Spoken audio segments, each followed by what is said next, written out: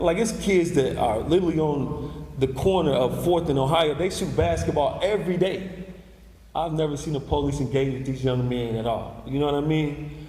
Those comments came as Lexington's Racial Justice and Equity Commission kicked off the first of 3 listening sessions.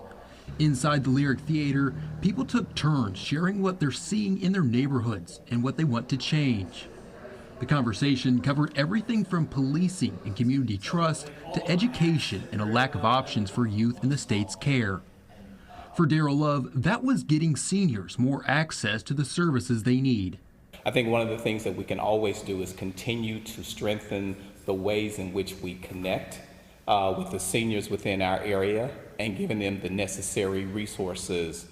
As speakers stepped to the mic, commissioners took notes, hearing directly from the residents about what's working and about what they need to change next. The chairman for the commission says, while they're only an advisory committee, they will be giving recommendations to the mayor for her review. We're now looking to see what does Lexington's community say that they need, instead of us seeing the data, oh, well, we have a food desert here, let's send a mobile market there. The commission will hold 2 more community listening sessions, and they invite the public to share their input.